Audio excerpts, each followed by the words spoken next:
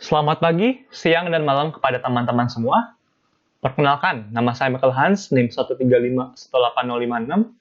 Pada kesempatan ini, saya akan mempresentasikan mengenai buku yang sudah saya baca, yaitu Berpikir dan Berjiwa Besar. Berikut ini adalah buku yang sudah saya baca, yang saya dapatkan dari lemari yang ada di dalam rumah saya. Jadi bakal ada 4 topik yang akan kita bahas dalam buku ini. Mulai dari perkenalan terhadap buku itu sendiri, mengapa kita harus membacanya, lalu poin-poin utama dari buku tersebut, dan tentu saja kesimpulan dari buku tersebut. Mungkin kita akan memulai dari apa itu berpikir dan berjiwa besar. Berpikir besar bukan hanya berbicara soal volume otak, bukan berbicara seberapa big brain time yang bisa kita lakukan, dan bukan juga berbicara soal overthinking. Melainkan, berpikir besar berbicara tentang seberapa besar cakupan pikiran kita terhadap segala hal yang ingin kita capai di dalam pikiran kita. Lalu ada istilah berjiwa besar, yang kalau kita analogikan sebagai sebuah software, berpikir besar berarti mendesain ide-ide dalam pikiran kita. Sedangkan berjiwa besar berarti melaksanakan apa yang sudah kita ide dalam berpikir besar tersebut. Sehingga berjiwa besar berarti kita melakukan aksi atas apa yang sudah kita pikirkan sendiri. Tahukah Anda bahwa 90% segala sesuatu yang terjadi dalam hidup kita merupakan bagian dari apa yang kita pikirkan sehari-hari? Dan saya akan mengajak Anda mengapa kita harus membaca buku ini.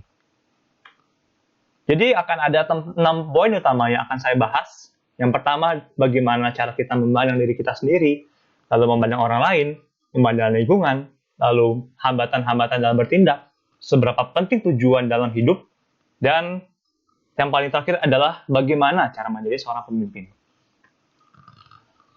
Oke, kita akan masuk ke dalam poin utama yang ada dalam buku ini. Mari kita mulai dari diri kita sendiri.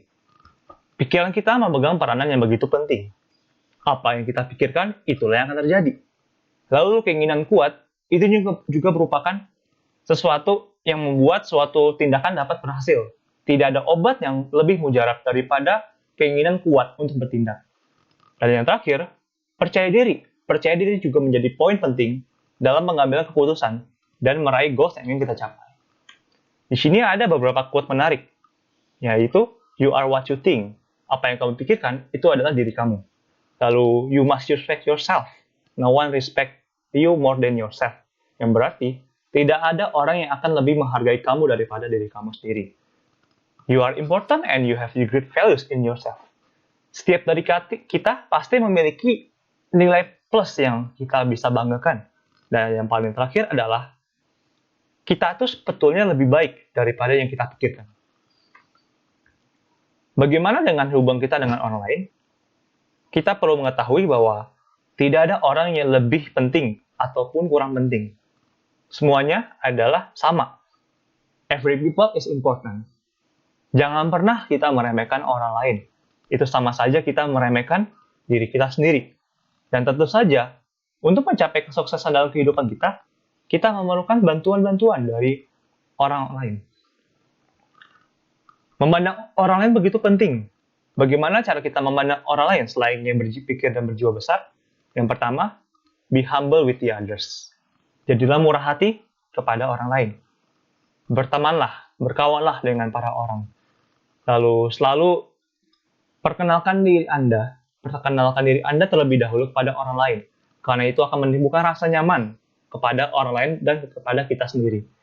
Lalu, terimalah setiap perbedaan, setiap batasan yang ada di setiap dari kita. Karena tidak ada manusia yang sempurna dan kita semua adalah unik.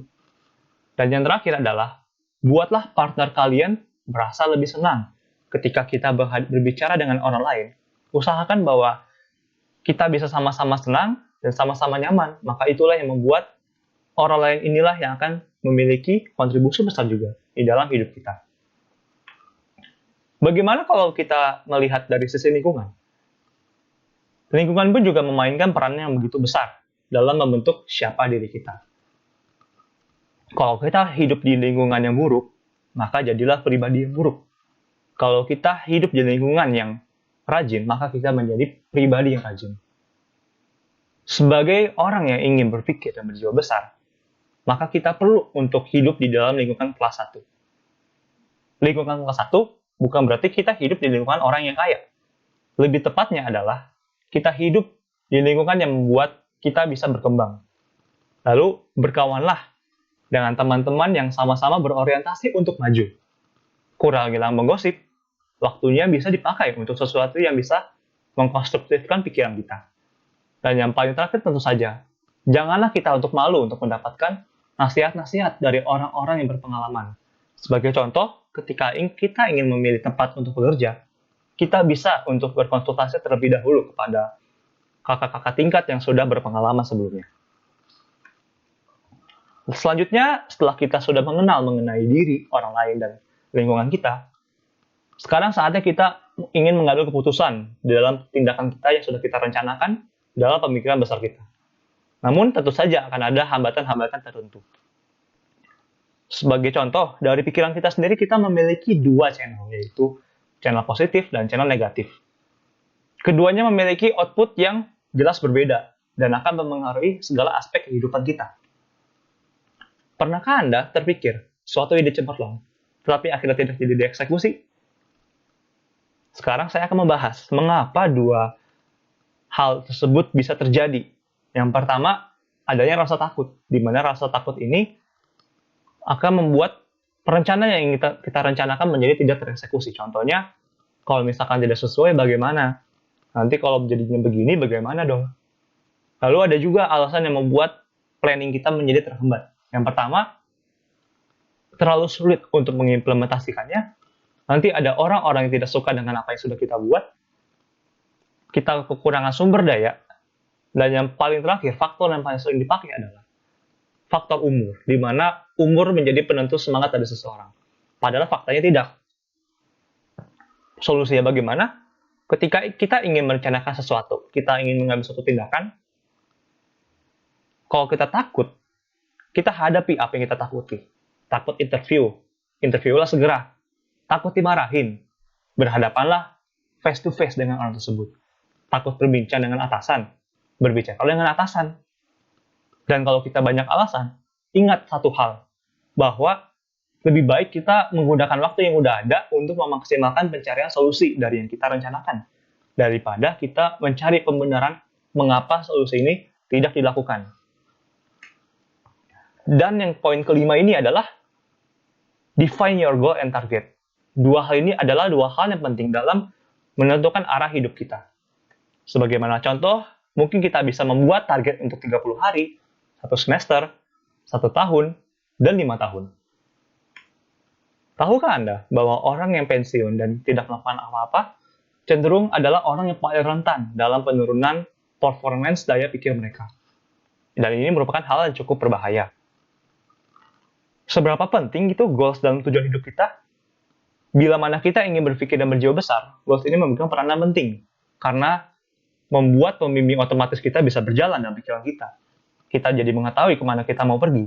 Kita akan menjadi lebih bersemangat, daya pikir kita semakin produktif, dan banyak goals dan output yang bisa kita keluarkan dari pikiran kita. Gimana cara men-setup tujuan hidup kita? Simple. Kita tentukan saja dari misalkan tujuan hidup kita. Apakah kita sudah bisa menentukan? Kalau tidak bisa menentukan, kita persingkat lagi skupnya menjadi 5 tahun, 1 tahun, bahkan sampai 1 hari pun itu juga bisa menjadi sebuah goals yang akan menentukan arah hidup kita. Dan ada satu prinsip lagi, yaitu selesaikan kilometer per kilometer. Dan yang paling terakhir adalah mengenal leadership. Leadership di sini mencakup semua 5 komponen yang tadi sudah saya jelaskan. Di mana sebagai leadership sendiri ada 4 dalil yang begitu penting. Yang pertama, bertukar pikiran dengan orang yang ingin dipengaruhi ini menjadi faktor penting dalam memandang orang lain tadi. Yang kedua adalah utamakanlah kemanusiaan agar target yang ingin kita raih pun juga ikut selaras dengan kemanusiaan tersebut. Berorientasilah untuk maju, karena menjadi seorang pemimpin, berpikiran harus besar, yaitu dalam bentuk orientasi untuk selalu bergerak maju.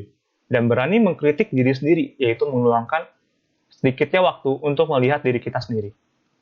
Dan sebagai penutup, mulailah berpikir besar dari sekarang. Itu akan mempengaruhi visi hidup kalian, relasi kalian, lingkungan kalian, dan sebagainya. You are what you think. Apa yang kita pikirkan, itulah kita. Kalau kita memikirkan tentang kesuksesan, maka kita akan menjadi sukses. Bermimpilah besar. Janganlah takut untuk bermimpi besar. Dan selalu mengingat, perencanaan tanpa perbuatan itu bukan apa-apa. Sekian presentasi dari saya mengenai buku Berpikir dan Berjiwa Besar. Terima kasih.